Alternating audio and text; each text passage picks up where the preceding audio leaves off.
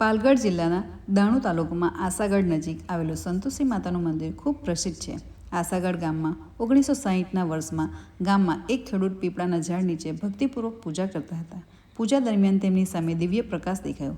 તે જ રાતે સંતોષી માતા તેમના સ્વપ્નમાં આવ્યા અને આવું સતત 7 દિવસ થયું. 7મી રાતે સંતોષી માતાએ તેમને કહી દીધું, હું આસાગઢના કોકત્રી ડુંગર પર વસું છું, મારી પ્રતિષ્ઠાપના કરો. ખેડૂતે નવરાત્રિની અષ્ટમીના દિવસે ડુંગર પર જઈ એક નાની સંકુચિત ગુફામાં સ્વયંભૂ માતાજીની મૂર્તિ જોઈ, જે માતાજીનું મૂળ સ્થાન હતું.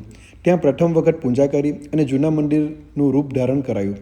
ગુફામાં એક વખત માત્ર એક જ વ્યક્તિ જઈ શકે છે એવી વ્યવસ્થા છે અને ત્યાં આજે પણ માતાનું સ્વયંભૂ રૂપ જોવા મળે છે. સમય જતાં ભક્તોની સંખ્યા વધતી ગઈ. માતાના ચમત્કારોની વાર્તાઓ ફેલાતા લોકો દૂર દૂરથી આવવા લાગ્યા. પછી 1975માં આવેલી ફિલ્મ જય સંતોષીમાં પછી અહીંના ભક્તોનો પ્રવાહ વધુ વધ્યો.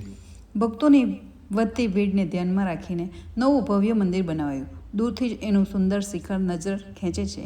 વિશાળ સભા મંડપ, બંને બાજુના સિંહવાળા પ્રવેશદ્વાર અને ગર્ભગૃહમાં ચાંદીના મુકટથી સજેલી માતાજીની મૂર્તિ આ બધું મંદિરની શોભા વધારે છે. નવ મંદિરના પાછળના ભાગે જ શ્રી સંતોષી માતાનું જૂનું મૂળ ગુફા મંદિર આજે પણ યથાવત રાખવામાં આવ્યું છે. અહીં દર શુક્રવારે વિશાળ ભીડ રહે છે અને મહાપ્રસાદનું આયોજન કરવામાં આવે છે. ભક્તો નાળિયેર, ચુનરી બાંધી માતાજીની આરાધના કરે છે અને માન્યતા છે કે માતા ક્યારેય ભક્તોને ખાલી હાથે પરત મોકલતી નથી. જય માતાજી.